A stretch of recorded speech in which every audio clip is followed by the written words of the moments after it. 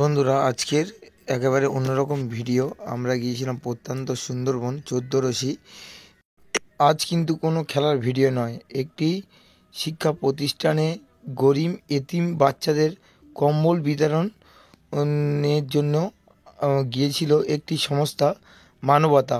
সেই ভিডিওটা আপনাদের তুলে ধরবো।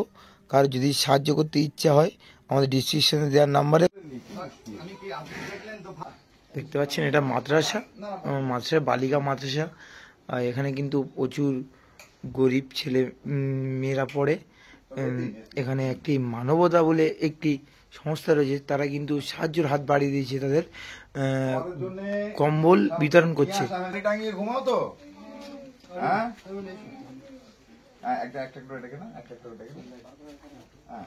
বলছি স্যার, আপনি এই গরিব অসহায় বাচ্চাদের জন্য এই পরিকল্পনাটা করেছেন, এটা মানে কোন সংগঠন থেকে বললে ভালো হয়?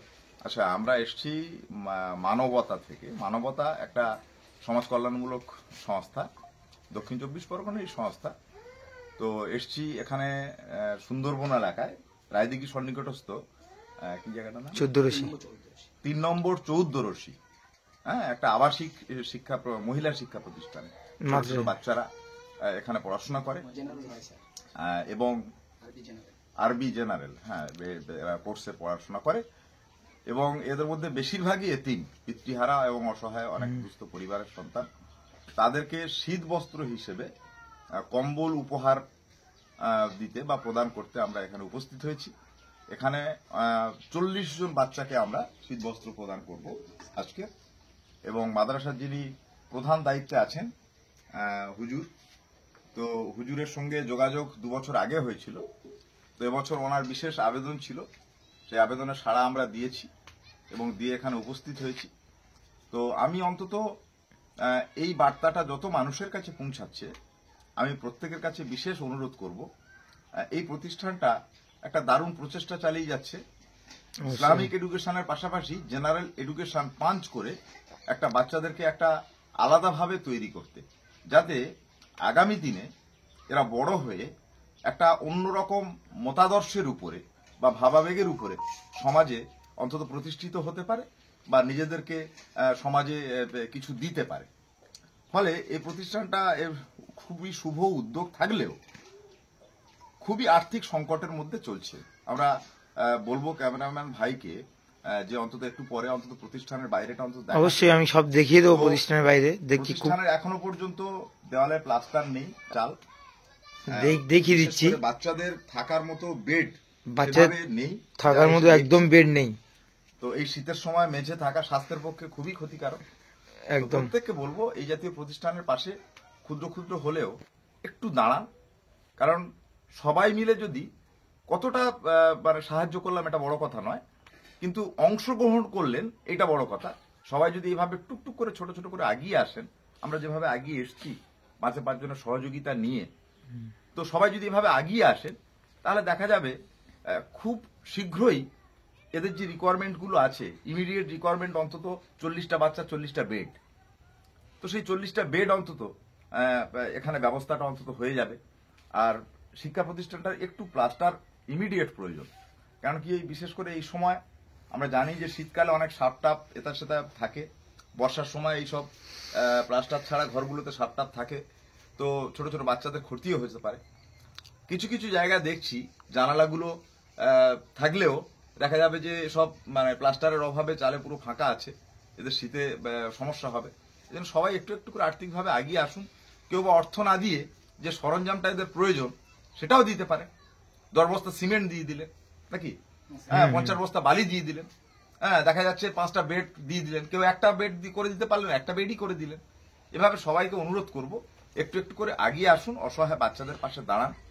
এবং আরেকটা জিনিস আমি যেটা হুজুরের কাছ থেকে আগে জেনেছি, স্পেশালি একটা করে বাচ্চার দায়িত্ব একজন করে গ্রহণ করতে পারেন। সেখানে একটা উনি এস্টিমেটেড বাজেট দিয়ে দেবেন যে একটা বাচ্চার খাওয়া দাওয়া খরচ মাসে কত লাগতে পারে, শিক্ষা বরাদ্দ তার পিছনে কত টাকা একটা লাগে। তো সব মিলিয়ে যে ক্ষুদ্র একটা টাকা লাগে, খুব বেশি কন্ট্রিবিউট এখানে করতে হবে না। দেখা যাবে সেই টাকাটা একটা বাচ্চার পিছনে ওনারা যেটুকু বাজেট দিয়েছে 3,000 টাকা হলে মোটামুটি মাসে একটা বাচ্চার মোটামুটি একটা খরচ মিটে যাবে। একটা করে বাচ্চার দায়িত্ব একজন করে অন্তত নিতে পারেন। তাহলে 40টা বাচ্চা এখানে থাকে, যদি 40 জন মানুষ এগিয়ে আসেন তাহলে প্রতিষ্ঠানটা খুব সুষ্ঠুভাবে চলাফেরা অন্তত করে। ধন্যবাদ। হুজুর, বলছি কি এই মাদ্রাসায় কি আরবি শিক্ষা ছাড়া কি বাংলা শিক্ষা হয়? হ্যাঁ স্যার, এখানে আরবি, বাংলা, ইংরাজি, গণিত, এখানে সব আমাদের এখানে দশম শ্রেণী পর্যন্ত রয়েছে, প্রথম থেকে দশম শ্রেণী পর্যন্ত। এবং আজকের বাচ্চারা স্কুলে পরীক্ষাও দিয়ে এসছে। খুবই এখানে মানে মানে 70% শুনছিলাম স্যারের কাছ থেকে এতিম, তাই তো? হ্যাঁ হ্যাঁ হ্যাঁ। হুজুর একটি ভালো উদ্যোগ নিয়েছে। আর আপনাদের দেখাচ্ছি মাদ্রাসার অবস্থাটা দেখুন, দেয়ালে কিন্তু প্লাস্টার নেই। বাচ্চাগুলোর আমি পিছন থেকে ছবি নিচ্ছি, কারণ আমাদের মুসলিম শরিয়াত হিসেবে কিন্তু মেয়েদের মুখটা দেখানো একেবারে কিন্তু একটু অসুবিধা রয়েছে, ওই জন্য আমি পিছন থেকে নিচ্ছি। আর এদিকে মাদ্রাসা দেখতে পাচ্ছেন একেবারে অবস্থা খুবই শোচনীয়, দেখতে পাচ্ছেন একেবারে খুবই অবস্থা খারাপ মাদ্রাসার।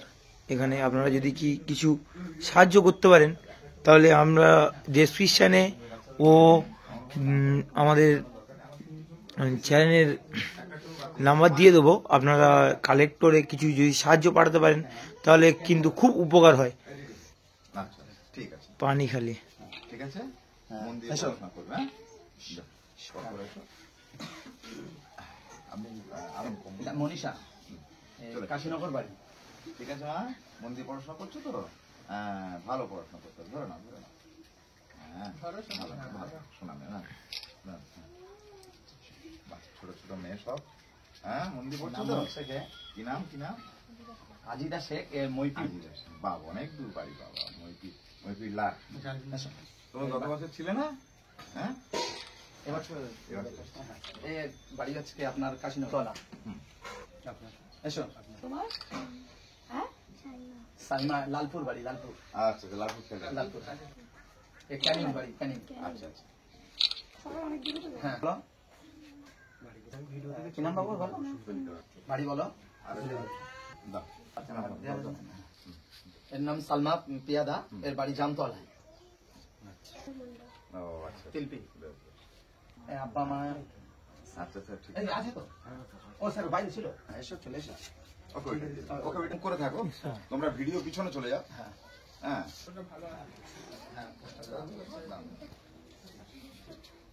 ওরকম না, না লম্বা করেই জানাবো।